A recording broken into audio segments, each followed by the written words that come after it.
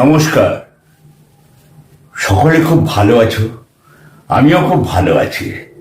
এখন তো ঠান্ডার দিন, লেপের ভেতর আরামসে রাত হলেই ঘুম এসে যায়। আর কখন যে ভোর হয়, ঘুম ভাঙতে ভাঙতে বেলা 8টা হয়ে যায়। তোমাদেরও কি তাই হয় নাকি? ছুটির দিন আমেজ যদি হয় আর কথাই নেই। কেমন আছো সবাই? আমি খুব ভালো আছি। আশা করি তোমরা সকলে খুব ভালো আছো। আজ এক ঘটনা বলবো তোমাদের, শুনবে? ঘটনাটা শোনো তারে। অসীম সামন্ত কলকাতার এক পাবলিক সেক্টর ব্যাংকের অ্যাসিস্ট্যান্ট ম্যানেজার ছিলেন। উনি মাঝে মাঝে ওই হলিডে হোমের দিকটাও উনি নিজেই দেখাশোনা করতেন। তা প্রত্যেক ব্যাংকেরই একটা করে হলিডে হোম আছে, তোমরা নিশ্চয়ই জানো। যেমন ব্যাংকে আছে, অনেক শিপিং কর্পোরেশনে আছে, নানা রকমের সমস্ত সংস্থায় এক একজন হলিডে হোম করে রেখেছে। এরকমই অসীম সামন্ত যে ব্যাংকে কার্যভার নিয়ে কাজ করছিলেন অ্যাসিস্ট্যান্ট ম্যানেজার হিসাবে, সেই ব্যাংকে হলিডে হোমের সেকশনটাও পার্টটাও উনি দেখাশোনা করতেন। হলিডে হোম খুব সারা বছরই বুক থাকতো। এটা হলো ওনাদের হলিডে হোম ছিল দার্জিলিং, সিকিম, ভুটান, পুরী, দীঘা, আরো অনেক জায়গায় ছিল, নিউ জলপাইগুড়ি। এসব জায়গায় এই ব্যাংকে হলিডে হোমটা অসীম সামন্ত দেখত। এবার অসীম সামন্ত খুব বেড়াতে যাওয়ার শখ, বিয়ে শাদী করেননি। অসীম সামন্ত মাথায় চাপলো একটা হলিডে হোম বা গেস্ট হাউস করবে, ভালো ব্যবসা। মাসে 30 দিনের মধ্যে 28 দিনই বুক থাকতো ও যে পাবলিক সেক্টর ব্যাংকে ছিল। এবার বহুত যখন মাথায় চেপেছে একটা গেস্ট হাউস বা একটা হলিডে হোম করবে, সেই জন্য সে চিন্তা করলো। মাঝে মাঝে ও ডুয়ার্সে চলে যেত অসীম সামন্ত আমাকে বলছে, চ্যাটার্জি বাবু, আমি না মাঝে মাঝে ডুয়ার্সে বেড়াতে যেতাম। ডুয়ার্সে মানে 12 মাসই পর্যটক, ফরেনার পর্যটকে তো ভর্তি, তারপর ইন্ডিয়ান পর্যটকও ভর্তি ডুয়ার্সে। আর দারুণ জায়গা। ওইখানে যদি একটা গেস্ট হাউস করা যায়, এই চিন্তা করে ওইখানে আর রিটায়ার হতে 1টা বছর সময় আছে। করতে করতে একটি জায়গা খুঁজতে লাগলাম। হঠাৎ চোখে পড়ে গেল একটা 1.5 তলা কাঠের বাড়ি এক সাহেব করেছিল ডুয়ার্সে। এক সাহেব ওই গেস্ট হাউসটা বানিয়েছিল। গেস্ট হাউসটা 4 তলাতে বানিয়েছিল, খুব সুন্দর। কিন্তু কোনো এক কারণে তার স্ত্রী অসুস্থ হয়ে মারা যাওয়ার পর সেই সাহেব বিলেত চলে যায়। সে আর ডুয়ার্সে রইল না। এখানে চা বাগানে উনি ম্যানেজার ছিলেন। ওই সাহেব চলে যায় ডুয়ার্স ছেড়ে, এখন বিলেতে। কিন্তু যাওয়ার সময় ও একটা কেয়ারটেকারকে বলে গেছিল, যদি ভালো দাম পাও আমার বাড়িটা আমি বিক্রি করে দেবো, তাহলে দেখো। ইন দি মিন টাইম তার মাঝখানে অনেকটা বছর চলে গেছে, 2-3 বছর গড়িয়ে গেছে। কেয়ারটেকারও কোনো পার্টি পায় না। এবার হঠাৎ একদিন উত্তরবঙ্গ থেকে একটা লোক এলো। লোকটা বলল, আমাকে গেস্ট হাউসটা ভাড়া দেবেন? বলল যে, আপনি কোথায় থাকেন? বলল, আমি এই ডুয়ার্সে একটু বেড়াতে এসেছি, ডুয়ার্সে থাকবো, 1-2 মাস থাকবো। কেয়ারটেকার ভালো মৌকা বুঝে ভাড়াটাও সেরকম বলে দিল। বলে এটা আমার বিলেতে সাহেবকে না বললেই চলবে, যাক বলে ভদ্রলোককে তো ভাড়া দিল। ভদ্রলোক 4খানা খুনের আসামি যে কেয়ারটেকারকে দেখাশোনা করতে দিয়েছিল, সেই কেয়ারটেকার কোনো কিছু খবর না নিয়ে ওনাকে ভাড়া দিয়ে দিয়েছিল। এবার খুন করে সেইখানে গেস্ট হাউসে গা ঢাকা দিয়ে লুকিয়েছে। ঘটনার চক্রে যে খুনি সে একদিন না একদিন তো ধরা পড়বেই।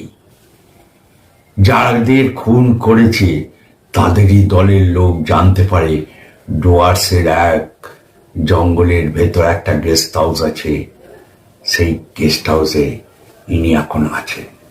খবর চলে যায় বাতাসের মতো। সেই ভদ্রলোক, সেই সুরাইয়া, সে ভদ্রলোকের নাম সুরাইয়া, সঞ্জীব সুরাইয়া। সঞ্জীব সুরাইয়াকে খুঁজে খুঁজে ওরা ঠিক পার করে।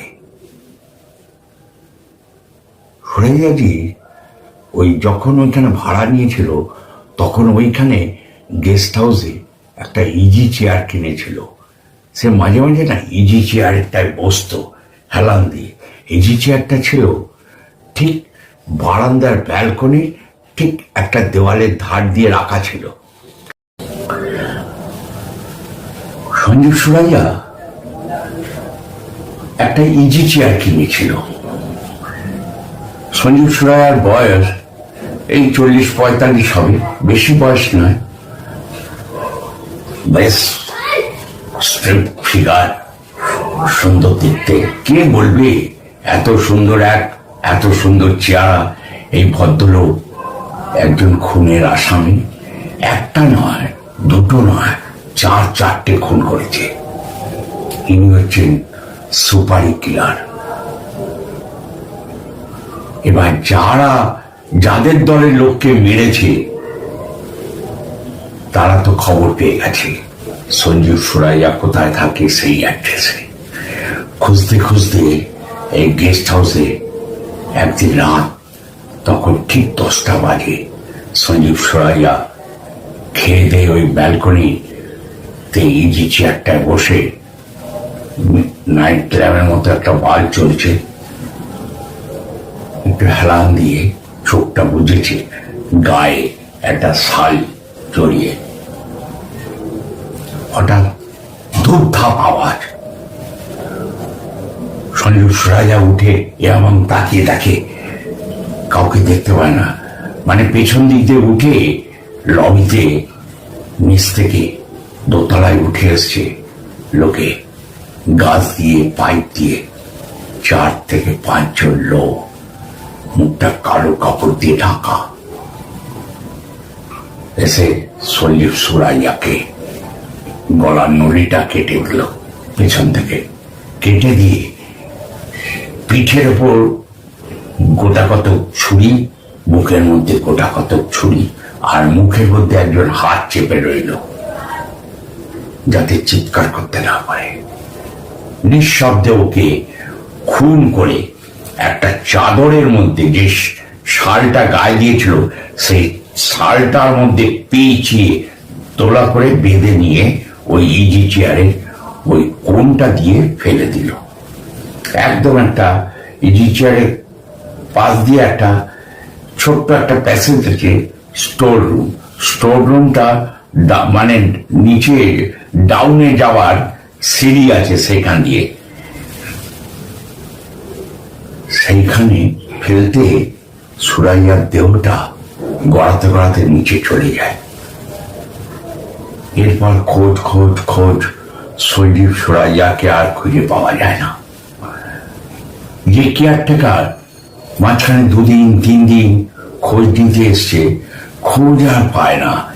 এরা কি করেছে, ওপরে ইজি চেয়ার যেমন আছে নিচটা ভালো করে ফিনাইল দিয়ে মুছে একদম নিঝাড় পালিয়ে গেছে, রক্তের দাগ ফাগ পুছে। সঞ্জীব সুরাইয়াকে খুঁজতে এসছে 10 10 পরে কেয়ারটেকার। যে অনেকদিন দেখা হয় না, যাই গিয়ে একটু ভাড়াটা নিয়েই আসে। গিয়ে আর এই ঘর ও ঘর খুঁজে সঞ্জীব সুরাইয়াকে পায় না, কিন্তু কোথা থেকে একটা বাজে একটা পচা গন্ধ সে অনুভব করে। তখন ভাবলো, ওই কেয়ারটেকার ভাবছে বোধহয় কোথাও বাজার দোকান গেছে, তাই বোধহয় নেই এখন, দরজাটা ভেজানোই আছে। এবার কেয়ারটেকার তো চলে গেল।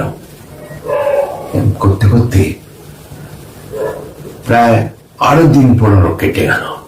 তখন গন্ধটা চারদিকে বিষক্রিয়ার মতো ছড়িয়ে গেছে। করতে করতে 1 মাস 1.5 মাস কেটে গেল। এর মধ্যে মাস 6 বাদে এলো এই ভদ্রলোক অসীম সামন্ত। খুঁজতে খুঁজতে কেয়ারটেকার বলল যে এই বাড়িটা বিক্রি আছে। বললো কত দাম? অসীম সামন্ত জিজ্ঞেস করলো। ও অন্য কোনো কিছু না ভেবেই কেয়ারটেকার 5 লাখ টাকা বলেছে। এখন অসীম সামন্ত ভাবছে যে 5 লাখ টাকায় আর কোনো বার্গেনিং করেনি, এক চান্সে সে 5 লাখ টাকা দিয়ে ওই বাড়িটা কিনে ফেলে। বুঝলে, কেনার পর সেদিন ছিল চৈত্র মাস, চড়ক পুজোর দিন সে বাড়িটি কেনে এবং 1 বৈশাখ তার ঠিক পরের দিন বাড়িটি পুজো করে গিয়ে প্রবেশ করবে। যথারীতি অসীম সামন্ত তো কোনো নিজের আত্মীয় বলে কেউ নেই, না বিয়ে করেছে, না ছেলে মেয়ে, না আত্মীয় ভাই বোন কেউ নেই, বাবা মা কেউ নেই, রিটায়ার করে গেছে এর মধ্যে অসীম সামন্ত। এবার ওই কেয়ারটেকারই 10-12 জন লোককে নিয়ে বাড়িতে ইনভাইট করে একটু মিষ্টি ফিষ্টি খাইয়ে অসীম সামন্ত পুজো পাঠ করে ছেড়ে দিয়েছে গেস্ট হাউসটা। এবার গেস্ট হাউসে তো অসীম সামন্ত রাত্রিবেলায় রাত কাটাবে বলে আছে।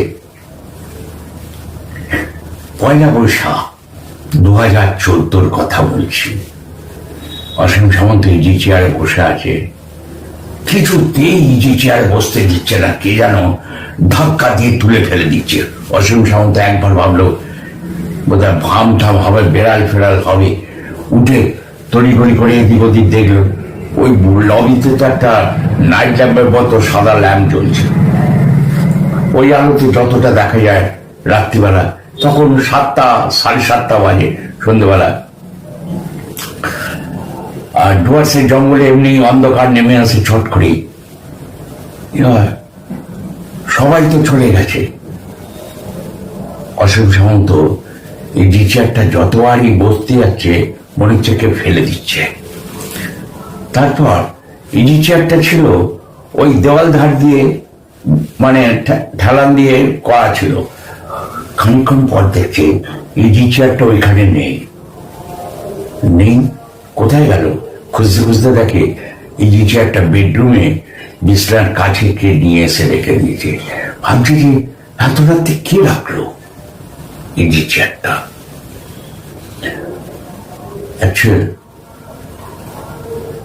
সঞ্জীব সুরাইয়া রাত্রিবেলা শোবার পর মাঝে মাঝে একটু নোবেল পড়তো। মাঝে মাঝে নোবেল যখন পড়তো তখন বিছনার কাছে ইজি চেয়ারটা টেনে নিয়ে আসতো। এনে ওইখানেই মাথার কাছে নোবেলে থাকতো, বই টই থাকতো, পড়তে পড়তে আবার বিছনায় উঠে গিয়ে শুয়ে পড়তো। আবার সকালবেলায় সঞ্জীব সুরাইয়া ইজি চেয়ারটা লবিতে ব্যালকনিতে বার করে দিত। এটা সঞ্জীব সুরাইয়ার যে কদিন ছিল উনি কেনার পর থেকে এইভাবেই ব্যবহার করতে। এবার ভাবছি আমি তো টানিনি বেডরুমে, কে টেনে নিয়ে গেল? প্রথম দিন গেল। তারপর অসীম সামন্ত রাত্রিবেলায় কোন রকমে ঘুমোতে পারছে না, দেখছে দরজার মধ্যে একটা কে মানুষ পায়চারি করছে, ব্যালকনিটার জায়গায়। কিছুতেই ঘুমোতে পারছে না। চোখ যতবার বুঝছে ততবার অনুভব করছে বারান্দায় কেউ হাঁটছে। উঠে বারান্দার কাছে এলো, দেখছে একটা কালো ছায়া ওই ঠিক স্টোরটা দিয়ে যেখানে নিচে নেওয়া জায়গা আছে, স্টোরে গোডাউন ফোডাউন করার মতো, ওইখানটায় মিলিয়ে গেল, কিচ্ছু আর দেখা যায় না। এবার সেদিন তো রাত হয়ে গেছে, তাই আর রাত্রিবেলায়, এটা দ্বিতীয় দিনের কথা বলছি, 2রা বৈশাখ। পরের দিন 3রা বৈশাখ সকালবেলায় সঞ্জীব বাবু যে বডিটা ওই নিচে পড়ে কঙ্কাল হয়ে গেছে, আর একটা নিচটা একটা কেমন বিদ্যুটে গোডাউনে গ্যাস হয়ে গেছে। অসীম সামন্ত কেয়ারটেকারকে ডাক দিয়েছে, বলছে কি ব্যাপার বলুন তো, আমার ইজি চেয়ারটা এই দেওয়ালের কাছে ঠেলান দেওয়া ছিল, আমি যখন প্রথম বসলাম 1লা বৈশাখ সন্ধ্যেবেলায় ব্যালকনিতে, তখন ওইখানে কিছুতেই আমাকে কে যেন ধাক্কা দিয়ে ঠেলে ফেলে দিচ্ছে, উঠিয়ে দিচ্ছে, আমাকে বসতে দিচ্ছে না এই চেয়ারে। খানিকক্ষণ পর আমি একটু বাথরুমের দিকে গেছি, ইজি চেয়ারটা ওইখানে নেই, দেখছি ইজি চেয়ারটা বেডরুমে কে নিয়ে চলে এসছে। তখন রাত্রি 9:30 10টা বাজে। তখন ভাবলাম, যাক, আমি কি এনে রাখলাম না আমি ভুল দেখলাম। আমি ওটা কিছু না মনে করি বিছানায় এসে শুয়ে পড়েছি। যখন শুয়ে পড়েছি কিছুতেই ঘুম আসছে না, মনে হচ্ছে আমার পাশে ইজি চেয়ারে কেউ বসে আছে। যতবারই তাকাচ্ছি দেখছি ইজি চেয়ারে কেউ বসে আছে। আমাকে বলছে, চ্যাটার্জি বাবু, কি বলবো আপনাকে। অসীমবাবু লিখছে যে আমি কিছুতেই ঘুমোতে পারছি না, একবার ইজি চেয়ারে দেখছি কেউ যেন বসে আছে, খানিকক্ষণ পরে লক্ষ্য করছি বিছনার পাশ থেকে ওই ছায়ামূর্তিটা বারান্দার লবিটায় হাঁটাচলা করছে। আমি তাড়াতাড়ি করে উঠে লবিটায় গিয়ে যখন দেখি কিছুই নেই, ছায়ামূর্তিটা ওই নিচে নেমে চলে গেল, মিলিয়ে গেল। অসীম সামন্ত এবার কেয়ারটেকারকে বলেছে, কি ব্যাপার বলুন তো, নিচে কি আছে? বললো, নিচটা তো গোডাউন। বললো, চলুন তো একবার। বলছে যে আমাকে কিছুতেই ঘুমোতে দিচ্ছে না একটা লোক। তখন অসীম সামন্তর সঙ্গে কেয়ারটেকার ওই কাঠের সিঁড়ি দিয়ে নিচটায় নেমেছে, নেমে দেখছে সমস্ত হাবি জাবি কাগজ কত নোংরা, তার মধ্যে একটা শাল মোড়া রক্তে কালচে হয়ে গেছে, পোটলা করা। ওর ভেতর থেকে এরকম একটা আস্তায় পচা গন্ধ বেরোচ্ছে। কেয়ারটেকার শালটা খুলে দেখে একটা কঙ্কালের মূর্তি। সে দেখে চমকে ওঠে, অসীমবাবু চমকে ওঠে, কেয়ারটেকারও চমকে ওঠে। বলছে, তাহলে কি এই সেই সঞ্জীব সুরানা? চমকে ওঠে, একে তো পাওয়া যাচ্ছিল না বাড়িটা ভাড়া নেওয়ার পর থেকে। এবার বাড়ি তো অসীম সামন্ত কিনে ফেলেছে, কি করবে? বলল, আমাকে ঘুমোতে দিচ্ছে না বলে ইজি চেয়ারটা উনি কিনেছিলেন ভাড়া নেওয়ার পরের দিন। বলছে যে কি করা যায়? বললো, আমি তো গেস্ট হাউস ভাড়া দেবো বলে কিনেছি, এ তো উপদ্রব, আমাকেও ছাড়ছে না। বলছে যে এক কাজ করুন, বলছে আমাকে মনে হচ্ছে শ্বাস রোধ করে মারতে আসছে রাত্রিবেলায়, 2রা বৈশাখ যখন রাতে। বললো, একে নিচে পেট্রোল দিয়ে দাও করে দিন। যখন পেট্রোল ঢেলেছে ওই কাঠটার মধ্যে, তখন কিরকম একটা আগুনের কুণ্ডলী ওই সিঁড়ির ওপর দিয়ে কালো ধোয়া গুটি থেকে জঙ্গলের মধ্যে মিলিয়ে গেল। অসীম সামন্ত ওরা দেখছে, দাও দাও দাও করে জ্বলছে নিচটা, ওরা ছুটে বাড়ির ভেতর থেকে বেরিয়ে এসছে। অসীম সামন্ত বলল, যদি চলে যায় যা, আমি কাউকে দিয়ে এটা ভেঙে নতুন করে প্রমোটারি করে এখানে গেস্ট হাউস করবো। অন্তত যাকে মেরে এখানে ফেলে রেখেছিল দাও করার পর তার আত্মাটা অন্তত শান্তি পাবে। এরপর যখন পুরো বাড়িটা কালচে পুড়ে গেল, তারপর ওইখানকার চা বাগানে কিছু লোককে দিয়ে, মিস্ত্রিকে দিয়ে ওই বাড়িটাকে ভেঙে ওইখানে কনস্ট্রাকশন করলো। ওই রকমই কাঠের একটা সুন্দর বাড়ি করলো। ওইটা অসীম সামন্ত তার পাশে একটা বাড়ি করেছে, সেই বাড়িতে অসীম সামন্ত থাকে, আর এই গেস্ট হাউসটা ভাড়া দেয়। অনেক পর্যটক এখন এসে ওই গেস্ট হাউসে থাকে।